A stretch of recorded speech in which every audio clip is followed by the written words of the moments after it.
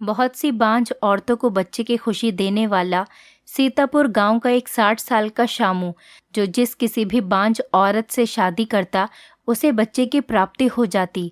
आखिर शामू ऐसा क्या खाता है, ये जानकर आपकी भी रूह कांप जाएगी। मेरे बाबा जो अपनी सारी उम्र अपना सीना चौड़ा करके लोगों के सामने चलते रहे, आज मेरी वजह से उनका सर झुका हुआ था और अपने हाथ जोड़कर एक 60 साल के आदमी से मिन्नतें कर रहे थे कि मेरी बेटी से शादी कर लो। वो 60 साल का आदमी और कोई नहीं बल्कि मेरे बाबा का दोस्त शामू था, जो किसी भी बांझ औरत से शादी करता तो उसके बच्चे हो जाते थे। पूरे गांव में उसके चर्चे थे और ये कोई सुनी सुनाई बात नहीं थी, सब कुछ सच था। कैसे बांझ औरतें शामू से शादी करके बच्चे पैदा करती थी। पहले जब उन औरतों को बांझ होने के ताने मिलते थे, शामू से शादी करने के बाद वो बच्चे की माँ बनकर समाज में इज्जत पाती थी। मैं और बाबा इस शामू के घर पर ही बैठे थे और मेरी शादी के लिए बाबा शामू को मना रहे थे। मुझे सुबह शाम बांझ होने के ताने मिलते थे। मेरे बाबा से ये बात सही नहीं जा रही थी। लोगों के तानों से तंग आकर मेरे बाबा ने फैसला किया कि वो मेरी शादी शामू से करवा देंगे। इसलिए वो उसके सामने हाथ जोड़कर कह रहे थे कि तुम मेरी बेटी से शादी कर लो। बाबा कह रहे थे कि तुमने तो कई औरतों से शादी करके उनके माथे से बांझपन का दाग घटाया है, मेरी बेटी से भी शादी करके ये दाग उसके ऊपर से हटा दो। मैं तो वहाँ खामोश बैठी थी। मुझे तो कुछ भी समझ में नहीं आ रहा था कि ये सब क्या हो रहा है। मैंने अपने बाबा के दोस्त को हमेशा अपने बाबा की तरह ही समझा था और मैं उनको चाचा कहा करती थी। अब भला मैं उनसे शादी कैसे कर सकती थी, मगर बाबा ने मेरे आगे अपने हाथ जोड़कर मुझसे कहा कि तुम शामू से शादी कर लो और मुझे अपने साथ यहाँ लेकर आ गए। बाबा ने शामू से भी यही कहा कि मेरी बेटी को कोई एतराज़ नहीं है तुमसे शादी करने में। शामू चाचा ने चौंक कर मुझे देखा और बाबा को बाहर जाने के लिए कहा। फिर चाचा मुझसे कहने लगे कि तुम्हें याद है ना, तुम्हारा और मेरा रिश्ता क्या है, तुम मुझे चाचा कहती हो। उनकी बात सुनकर मैं अपने अतीत में चली गई। पिछले 2-3 साल मेरी आंखों के सामने आने लगे। हमारे गांव में एक शामू नाम का आदमी था, जिसे सब लोग शामू चाचा कहते थे। छोटा हो या बड़ा, उन्हें सभी लोग शामू चाचा कहकर पुकारते थे। वो मेरे बाबा के भी बहुत अच्छे दोस्त थे। मुझे अच्छे से याद है, जब मैं 6ठी कक्षा में पढ़ती थी, हम सब गांव के बच्चे मिलकर उनके घर टीवी देखने जाते थे, क्योंकि हमारे पूरे गांव में सिर्फ उन्हीं के घर में टीवी था। हैरत की बात तो ये है कि वो अपने घर में अकेले रहते थे। उनके घर में कोई भी औरत नहीं थी। हम बच्चे उनसे पूछते थे कि शामू चाचा, आप शादी क्यों नहीं कर लेते। उस समय हमें शादियों में जाने का बहुत शौक था। वो भी हमसे कहते कि बच्चों, अभी मेरी शादी की उम्र नहीं हुई है। उनकी ये बात सुनकर हम सब बच्चे हंसने लगते थे, क्योंकि वो हमारे माता पिता की उम्र के ही थे। जब मैं छोटी थी तो गांव के बच्चों के साथ पूरे गांव में घूमती रहती थी। जब मैंने 10वीं कक्षा पास कर ली तो मेरी माँ ने मुझे घर पर ही बिठा लिया। पूरे गांव में सिर्फ शामू चाचा ही सबसे अमीर थे। उनकी ना कोई पत्नी थी और ना ही कोई बच्चा था। वो शहर में कुछ काम करते थे और वहाँ से अच्छे खासे पैसे कमा कर लाते थे। उनके पास बहुत सारा रुपया पैसा था। गांव के सभी लोग पैसों की वजह से उनकी बहुत इज्जत करते थे और उन्हें शादी का मशवरा भी देते रहते थे। मेरे बाबा की भी शामू चाचा से अच्छी खासी दोस्ती थी। मेरे बाबा जब भी शामू चाचा से मिलने जाते तो उनसे कहते कि शामू, तू शादी क्यों नहीं कर लेता, तेरे पास इतना रुपया पैसा है तो किसके लिए छोड़कर जाएगा। तेरे जाने के बाद इस दौलत का कोई वारिस तो होना चाहिए ना। शामू चाचे के भी दिमाग में बाबा की बात आ गई। उन्होंने कहा, ठीक है, मैं शादी के लिए तैयार हूँ। ये बात सुनकर सब लोगों को बहुत खुशी हुई। सब ने उनके लिए रिश्ते तलाश करने शुरू कर दिए। लेकिन जब शामू चाचा ने अपनी पसंद बताई तो सब लोग हैरान रह गए। चाचा ने कहा कि वो बीना मौसी से शादी करना चाहते हैं। चाचा की इस बात से तो सबको झटका लगा था। जो भी ये बात सुनता उसे यकीन नहीं आता था। सब सोच रहे थे कि चाचा आखिर बीना से शादी क्यों करना चाहता है। बीना मासी हमारे गांव की वो औरत थी जिसे उनके खानदान वालों ने भी छोड़ दिया था। बीना मौसी की शादी हमारे गांव में ही हुई थी, लेकिन शादी के 6 साल बाद भी वो मां नहीं बन सकी तो उनके पति ने उन्हें बांझ कहकर तलाक दे दी थी। कुछ समय बाद उन्होंने दूसरी शादी कर ली, मगर इस बार भी बच्चे की वजह से उनका घर न बस सका। अब तो पूरे गांव को पता चल गया था कि बीना मौसी एक बांझ औरत है और उसके बच्चे नहीं हो सकते। इस वजह से उसने किसी से शादी नहीं की थी। उनके परिवार वालों ने भी उन्हें छोड़ दिया था। वो लोगों के घरों में काम करके अपना गुजारा करती थी। वो औरत जिसको उसके खुद के परिवार ने ही छोड़ दिया हो और उसका रिश्ता आ जाए, वो भी इतने अमीर आदमी का, तो हैरत तो होगी ही ना। जब मेरी माँ ने ये बात सुनी तो कहने लगी, मुझे तो कुछ गड़बड़ लगती है। जो शामू ने उसके लिए रिश्ता भेजा है, ज़रूर उसने ही शामू को अपने पीछे लगा रखा होगा। बाबा ने माँ को डांटते हुए कहा कि बिला वजह किसी पर इल्ज़ाम नहीं लगाते। वो तो बेचारी बहुत शरीफ औरत है, उसे तो पता भी नहीं था कि शामू ने उसके लिए रिश्ता भेजा है। जिस समय ये सारी बातें हो रही थी, मुझे बहुत हैरानी हो रही थी, क्योंकि चाचा की उम्र 60 साल थी।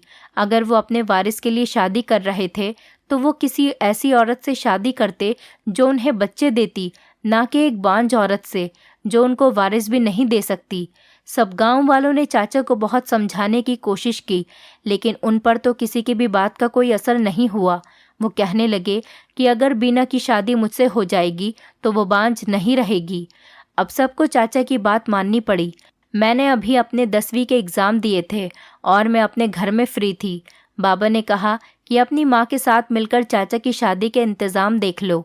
एक दिन मैं और माँ चाचा के घर उनकी शादी की तैयारियों के लिए चले गए।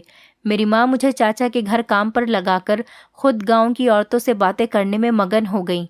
मैं चाचा के कमरे की सफाई कर रही थी कि मैंने उनके कमरे में एक शीशी रखी हुई देखी। मैंने वो शीशी उठाई और उस पर लगे लेबल के नाम पढ़ने लगी, लेकिन उस पर इंग्लिश में नाम लिखा हुआ था। मेरी इंग्लिश बहुत कमज़ोर थी, इसलिए मुझे उस पर लिखा हुआ नाम समझ में नहीं आया। मैं उस शीशी को उलट पलट कर देख रही थी कि इतने में चाचा कमरे में आ गए। मेरे हाथ में वो शीशी देखकर घबरा गए। मैंने चाचा से पूछा कि ये कैसी दवाई है, ये दवाई किसकी है। उन्होंने मेरे हाथ से वो शीशी लेकर दोबारा उसी जगह पर रख दी और मुझसे कहने लगे कि यह हर मर्ज़ की दवाई है, इसको खाने से शरीर में ताकत आती है। तेरी बीना मौसी को मैं ये दवाई खिलाऊंगा। मैं हैरत से उस शीशी को देखने लगी। चाचा ने मुझसे मना कर दिया और कहने लगे कि आज के बाद मैं उसे हाथ ना लगाऊं। खैर, चाचा की शादी हो गई। बीना मौसी उनकी दुल्हन बनकर उनके घर पर आ गई। सब चाचा की मजाक बनाते थे कि उन्होंने एक बांझ औरत से शादी की है, अब ये भी सारी उम्र बच्चों के लिए तरसते रहेंगे। लेकिन शादी के कुछ ही दिनों बाद बीना मौसी प्रेग्नेंट हो गई। किसी को भी इस बात पर यकीन नहीं आ रहा था, लेकिन गांव की दाई ने बताया कि ये खबर सच है। मैं साइंस सब्जेक्ट पढ़ रही थी। जब मैंने ये खबर सुनी तो मुझे भी बहुत हैरत हुई। मैंने अपनी टीचर से पूछा, मैडम, अगर एक बांझ औरत शादी कर ले तो क्या वो माँ बन सकती है? टीचर जी कहने लगी कि ऐसा नहीं हो सकता। ये सब तुम्हें किसने बताया? मैंने जब उन्हें शामू चाचा और बीना मौसी की कहानी बताई तो वो दंग रह गईं और कहने लगी कि हो सकता है भगवान ने कोई करिश्मा दिखाया हो। भगवान तो जो चाहे वो कर सकता है, जिसे चाहे बच्चे दे सकता है। टीचर जी ये बात सुनकर बहुत उदास हो गईं, क्योंकि उनके भी कोई बच्चे नहीं थे। उनके पति ने भी उन्हें बांझ कहकर छोड़ दिया था। अगर मुझे पहले से पता होता कि शामू चाचा एक बांझ औरत से शादी करेंगे तो मैं उनकी शादी अपने टीचर से ही करवा देती। एक दिन मैं चाचा के घर गई तो वो घर पर नहीं थे, सिर्फ उनकी पत्नी ही घर पर थी। जब मैं किसी काम से चाचा के कमरे में गई तो मैंने देखा उस दिन जो शीशी मेरे हाथ में आई थी, आज वो यहाँ नहीं थी। मैंने मासी से कहा, तुमने सारी गोलियां खा ली? वह हैरानी से कहने लगी, तुम क्या कह रही हो? मैं समझी नहीं। मैंने उनसे पूछा कि यहाँ गोलियां वाली शीशी थी। मासी कुछ देर सोचने के बाद बोली, वो दवाई वाली शीशी, वो तो यहाँ नहीं है, लेकिन वो शामू की जेब में होती है। वो रोज़ उसमें से एक गोली खाते हैं। मासी की बात सुनकर मुझे बहुत हैरानी हुई, क्योंकि मैं सोच रही थी कि मासी वो गोलियां खाकर ही प्रेग्नेंट हुई है। बिना कुछ खाए मासी कैसे प्रेग्नेंट हो सकती थी? ये तो सच में भगवान का करिश्मा था। मैं जितना हैरान होती उतना ही कम था। चाचा अपनी पत्नी का बहुत ख्याल रखते थे। हर महीने उन्हें चेकअप के लिए शहर ले जाते थे।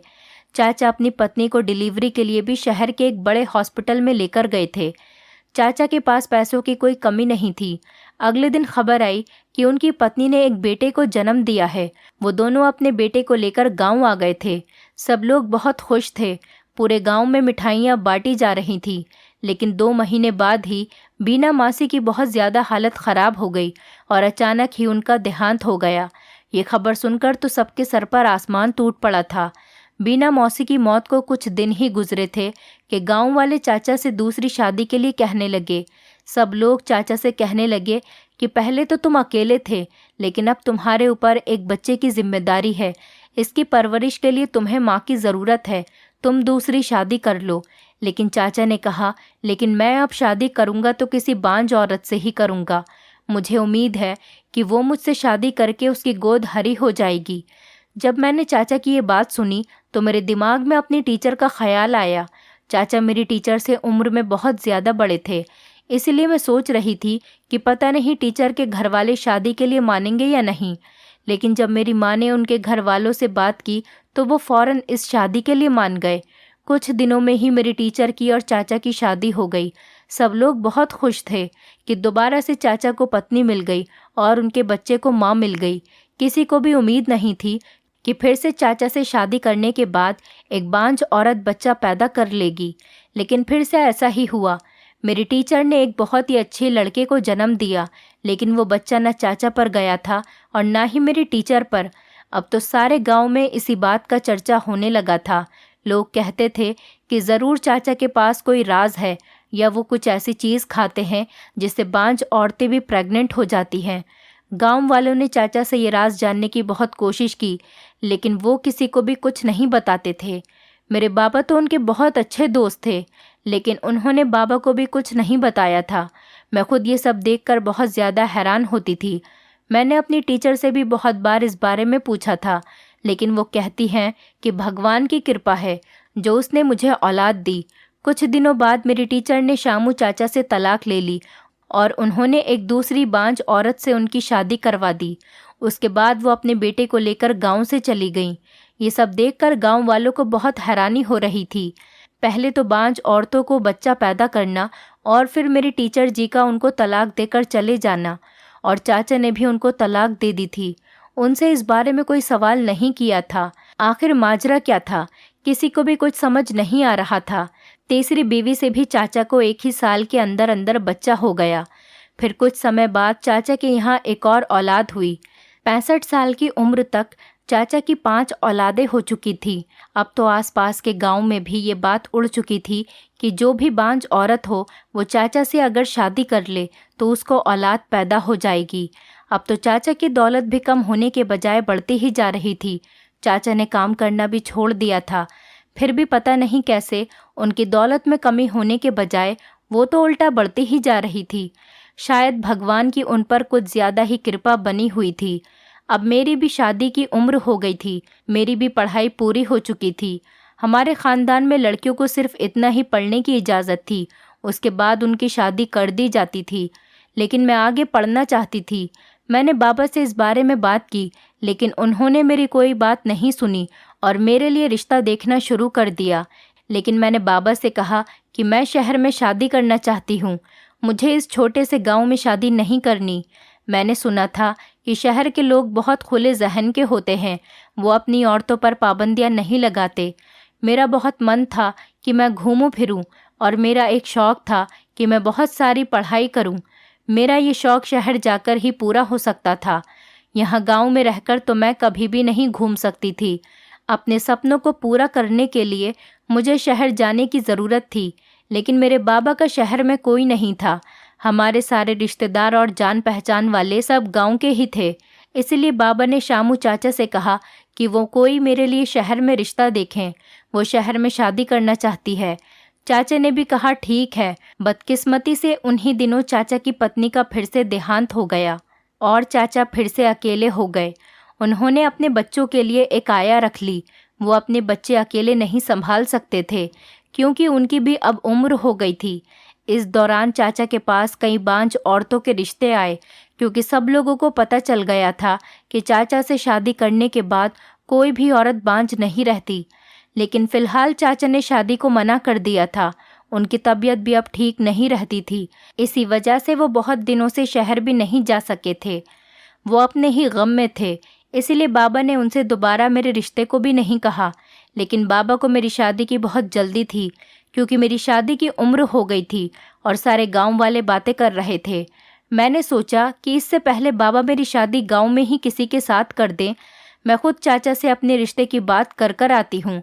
मैं चाचा से बचपन से ही बहुत हंसी मजाक करती थी, इसीलिए मैं उनसे इस बारे में आराम से बात कर सकती थी। मैं अपने बाबा और माँ को बिना बताए चाचा के घर की तरफ चली गई। जैसे ही मैंने उनके घर में कदम रखा तो मुझे अंदर से जानी पहचानी सी आवाज़ आई। मैंने कमरे में झांक कर देखा तो मेरे पैरों तले से ज़मीन निकल गई, क्योंकि मेरा शक ठीक निकला था।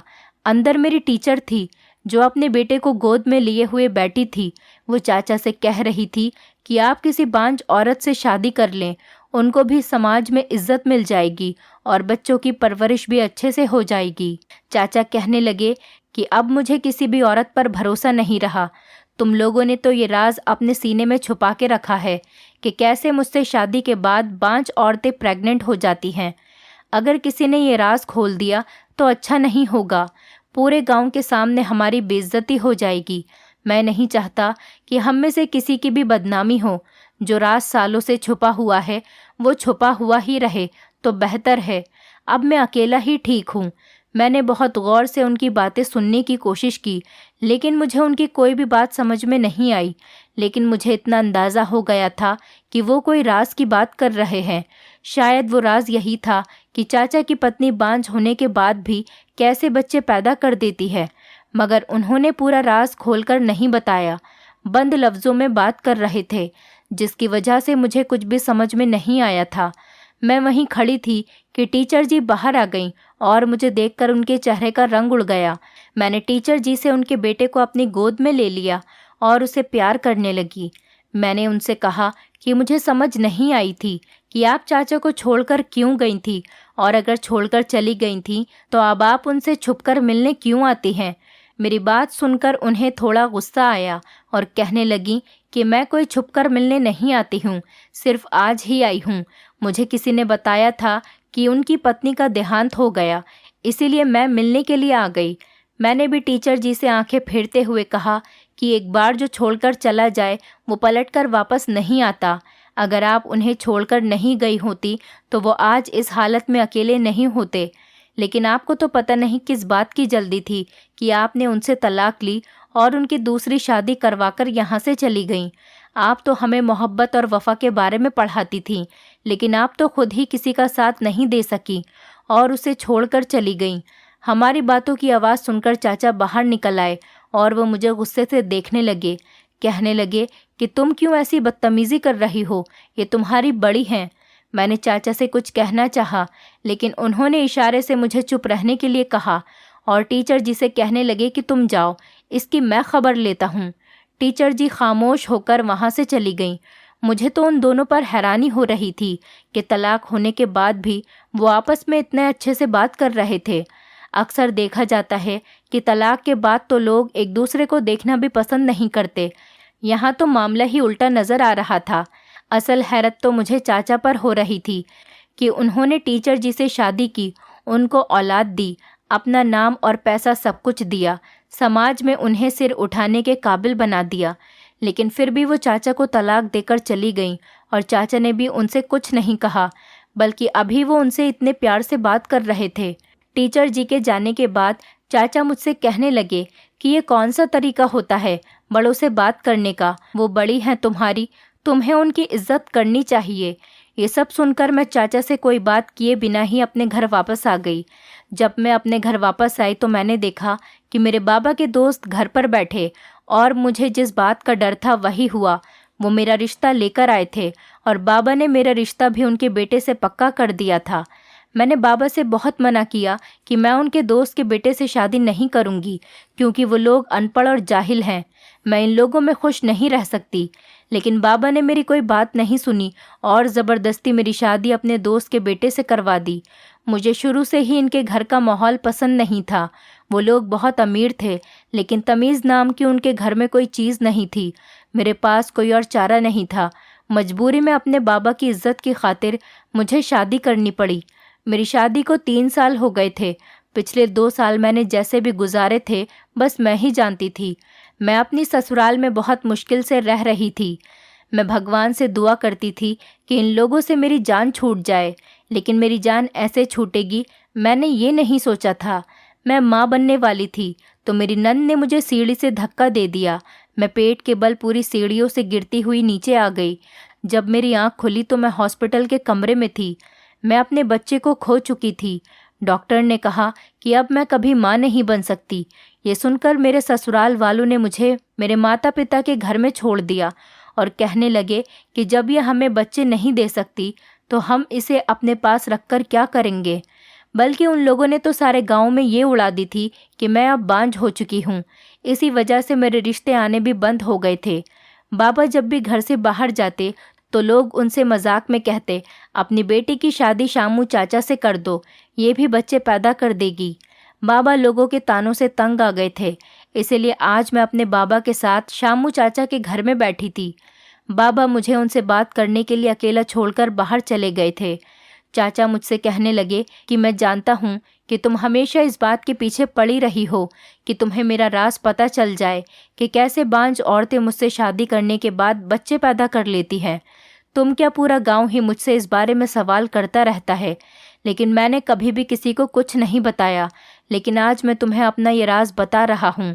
जब मैं 25 साल का था तब मैं बीमार हुआ और डॉक्टर के पास अस्पताल गया तो उसने मेरा पूरा बॉडी चेकअप करने के बाद बताया वो मुझे बचपन से ही बीमारी थी, लेकिन किसी ने इस बात को नोटिस नहीं किया और बढ़ते बढ़ते मेरी बीमारी इतनी बढ़ गई कि डॉक्टर को मेरा ऑपरेशन करना पड़ा। ऑपरेशन के बाद डॉक्टर ने मुझे बताया कि मैं अब कभी भी बाप नहीं बन सकता। अब मैं बाप बनने के हक से महरूम हो गया। वो पूरे ख़ानदान में ये बात फैल गई थी। मेरे ख़ानदान के ही लोग मुझे अजीब नज़रों से देखते थे और मुझे ताने देते थे। हर कोई मुझ पर तरस खाता था। मेरी मंगनी टूट गई थी। मेरे छोटे भाई बहनों की भी शादी हो गई थी और सब अपनी अपनी ज़िंदगी में मगन हो गए थे। मेरे माता पिता के देहांत के बाद मेरे परिवार में किसी को भी मेरी ज़रूरत नहीं थी। इसीलिए मैं अपना घर छोड़कर इस गांव में चला आया। अब मैं किसी से शादी तो नहीं कर सकता था, इसीलिए मैंने काम करना शुरू कर दिया। मैंने दिन रात मेहनत करके इतने पैसे कमाए कि लोग मेरी बहुत ज़्यादा इज्जत करने लगे। यहाँ मेरी कुछ लोगों से दोस्ती हो गई और मेरी ज़िंदगी अच्छी गुजरने लगी। मेरे दोस्त भी मुझसे शादी के लिए कहते थे, मगर मैं जानता था कि कोई भी औरत मेरा सच जानने के बाद मुझसे शादी नहीं करेगी। हर औरत की ख्वाहिश होती है कि वो माँ बने। जब मैं एक औरत को माँ नहीं बना सकता तो मैं उसे शादी भी नहीं कर सकता था। इसीलिए मैंने सोचा था कि मैं ज़िंदगी भर अकेला ही रहूँगा। मैं अपने दोस्तों को ये बात कैसे बताता, इसीलिए मैं उनसे कोई ना कोई बहाना कर दिया करता था। मुझे बीना को देखकर बहुत दुख होता था। वो बेचारी भी मेरी तरह बांझपन के ताने सुनती थी। मुझे उसका दुख बिल्कुल अपने जैसा लगता था। उस बेचारी को भी उसके परिवार वालों ने छोड़ दिया था, जैसे मुझे मेरे परिवार वालों ने छोड़ दिया था। जब मुझसे सब लोगों ने कहा कि मैं इतनी दौलत किसके लिए छोड़कर जाऊंगा, तो मुझे एहसास हुआ कि मुझे अपनी दौलत किसी के काम में लगा देनी चाहिए। मैंने सोचा कि मैं एक अनाथ आश्रम से बच्चे को लेकर उसकी बेहतरीन परवरिश करूंगा, लेकिन मैं अकेले बच्चे नहीं पाल सकता था। उसके लिए मुझे एक माँ की ज़रूरत थी। फिर मेरे जहन में एक ख्याल आया। मैंने बीना के लिए रिश्ता भेजा, लेकिन उसे सारी बात सब कुछ सच सच पहले ही बता दिया था कि वो भी माँ नहीं बन सकती और मैं भी बाप बनने के काबिल नहीं हूँ। तो हम दोनों शादी कर लेते हैं और बच्चे को गोद ले लेंगे। बीना ने भी इस काम के लिए हाँ कर दी और हम दोनों ने शादी कर ली। शादी के बाद मैंने सोचा कि अब अगर हम बच्चा गोद लेते हैं तो लोग तो हमें फिर भी ताना देंगे कि बांझ थी और बच्चे को गोद लेना पड़ा। गांव वाले और ये समाज हमें वो इज्जत नहीं देगा और ना ही वो इस बच्चे को हमारा सगा बच्चा मानकर इज्जत देंगे। इसीलिए मैंने गांव की दाई को उसके मुंह मांगे पैसे दिए और उससे कहा कि पूरे गांव में ऐलान कर दे कि बीना माँ बनने वाली है। उसने ऐसा ही किया। 9 महीने बाद हम डिलीवरी के बहाने से शहर चले गए और वहाँ अनाथ आश्रम से एक बच्चे को गोद लेकर आ गए। बीना को भी बांझपन के तानों से छुटकारा मिल गया था। वो मेरी बहुत ज़्यादा एहसानमंद थी, लेकिन उस बेचारी के जीवन के दिन कम ही बचे थे। उसे कैंसर हो गया और वो इस दुनिया से चली गई। फिर तुम्हारी टीचर जी से मुझे शादी करनी पड़ी। वो भी बहुत अच्छी औरत थी। उसको भी समाज में इज्जत दिलाने के लिए हमने यही वाला ड्रामा करना पड़ा। इस बार भी हमने एक बच्चा गोद लिया था। मेरी ख्वाहिश थी मैं इन बच्चों की परवरिश बहुत अच्छे से करूं। एक दिन तुम्हारी टीचर का पहला पति हमारे घर पर आ गया और वो मुझसे कहने लगा कि मैं उसे छोड़ दूं क्योंकि वो तुम्हारी टीचर से बहुत मोहब्बत करता है और उसके साथ रहना चाहता है। उसे अपनी गलती का एहसास था, लेकिन तुम्हारी टीचर ने मना कर दिया। उसने कहा कि वो भी अपने पहले पति से बहुत प्यार करती है, लेकिन मुझे नहीं छोड़ सकती। मेरी वजह से उसे समाज में इज्जत मिली है। अब वो मुझे किसी भी हाल में छोड़कर नहीं जाएगी। लेकिन मैंने उसकी खुशी की खातिर उसे छोड़ दिया। वो मुझे तलाक देना नहीं चाह रही थी, लेकिन वो अपने पति से बहुत प्यार करती थी और मैं दो प्यार करने वालों को अलग नहीं रख सकता था। इसलिए मेरे जोर देने पर उसने मुझे तलाक दे दी। तलाक होने के बाद उसने मेरी शादी अपनी एक बांझ सहेली से करवा दी।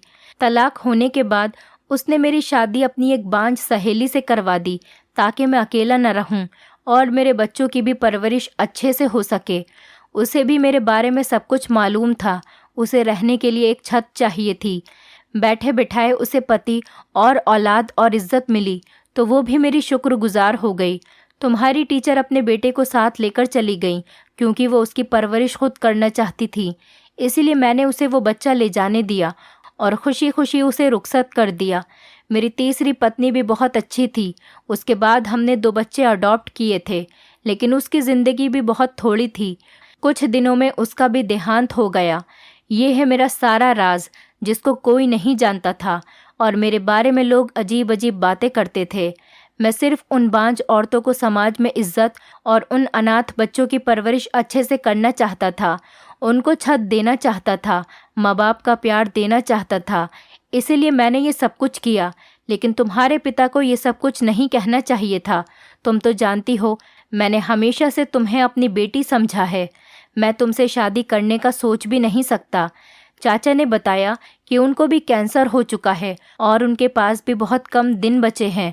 अब उन्हें इन बच्चों की फिक्र लगी रहती है कि उनके जाने के बाद इनका कौन ख्याल रखेगा। मैंने चाचा से कहा कि आप फिक्र न करें, आज से इन बच्चों की सारी जिम्मेदारी मेरी है। मैं इनको इनकी माँ बनकर पालूंगी और आपका ये राज भी मेरे सीने में दफन रहेगा। मैंने बाबा से भी साफ साफ कह दिया कि औलाद का क्या है, मैं इन बच्चों को ही पालकर अपनी ज़िंदगी काट लूँगी। कुछ दिनों बाद चाचा का देहांत हो गया। उन्होंने अपनी सारी जायदाद इन बच्चों की और मेरे नाम कर दी थी। अब मुझे अपनी ज़िंदगी का मकसद मिल गया था। किसी की शादी न होने से या बच्चे न होने से उसकी ज़िंदगी ख़त्म नहीं हो जाती, बल्कि उसे अपनी ज़िंदगी गुजारने के लिए कोई ना कोई मकसद मिल ही जाता है, जैसे मुझे मिल गया था। दोस्तों, उम्मीद करती हूँ आपको हमारी कहानी पसंद आई होगी। कहानी पसंद आई है तो वीडियो को लाइक करें, चैनल पर नए हैं तो चैनल को सब्सक्राइब करें और हाँ, नोटिफिकेशन बेल को ज़रूर दबाएं ताकि अगली अपडेट सबसे पहले आपको मिले।